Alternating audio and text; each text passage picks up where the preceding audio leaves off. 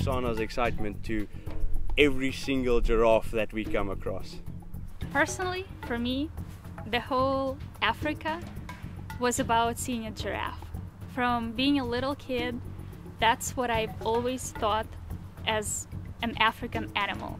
When we finally saw one, he was hiding behind a tree, and we waited for over 20 minutes for him to just come out in the sunlight, but he just sat there staring at us.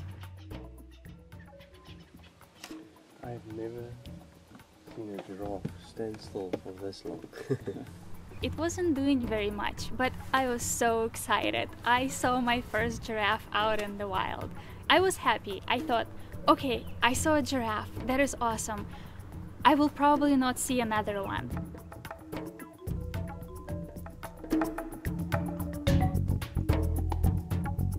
But it's just to start working out dominance hierarchies between the males. But these are two youngsters and it's not a serious fight. I've seen where one has hit the other one at the base of the skull and he hits him out clean. Wow. Yeah, like a complete knockout.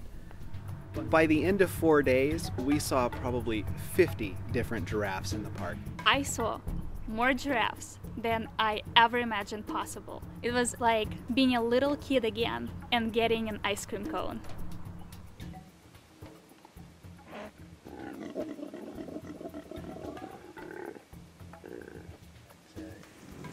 Because there's so many people, so we saw so many springbok, but these are in fact impalas. Easily identifiable by that black M that you see there on the bum.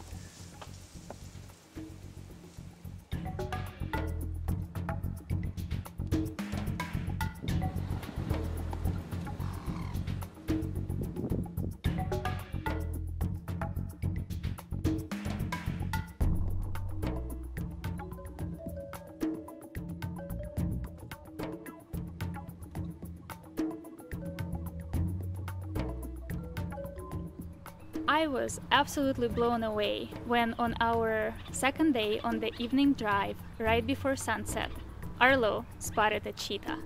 I remember exactly what I did. I went, wait a minute, stop the car, stop the car. Marcel stops and starts backing up and I'm like, is that a, it's a cheetah. And he's like, no. He's watching impala. Oh, that's awesome. This is the rarest cat in the park you are viewing right now. A few minutes later, it laid down, completely disappeared. If we had passed by just a minute sooner or later, we never would have seen it. Oh, there's another one. There's another one.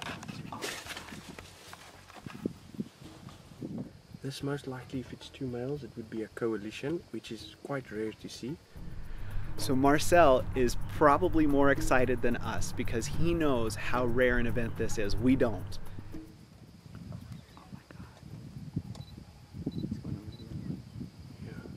I'm having a small heart attack here. Oh my gosh. I was speechless.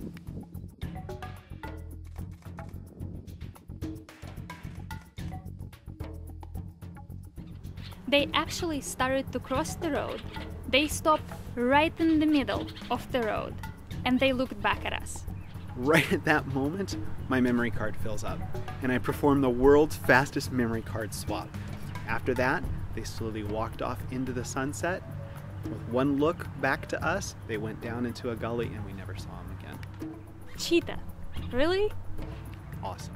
Can you imagine a guide who does this for his job and is out there all the time in the park is so excited to see a cheetah?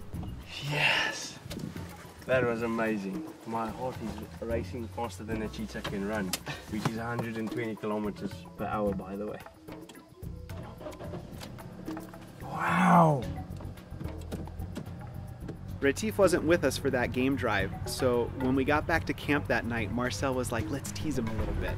So I went back and he's like, so how was the drive? And I said, oh, it was pretty good. You know, we saw another rhino and there was an elephant up close to us eating by the car. That was neat. And oh, I got a good picture here. Let me show you. And I swung the camera around and showed him the best picture we had of the cheetah. And he just kind of went, are you kidding me?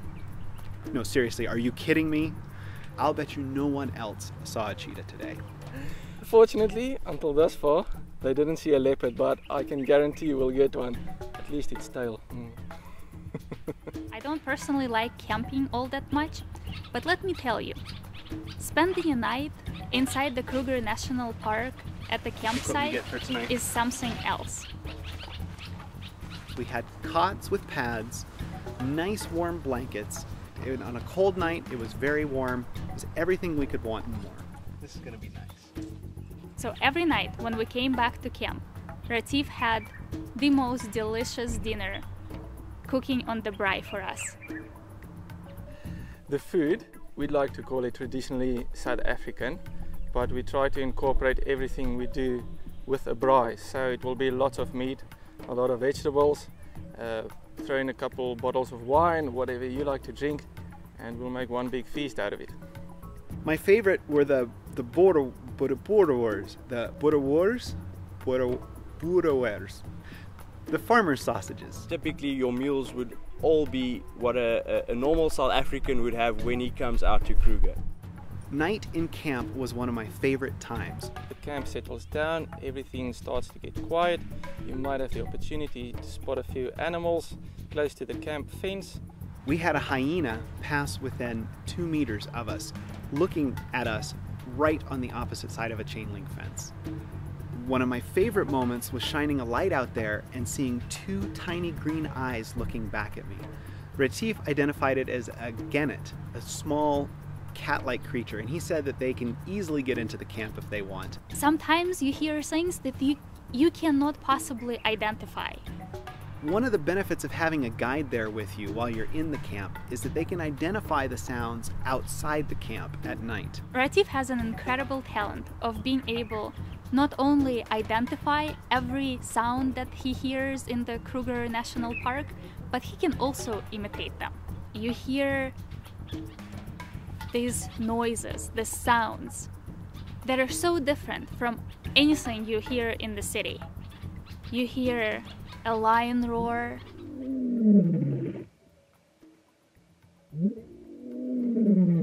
you hear a leopard take an impala.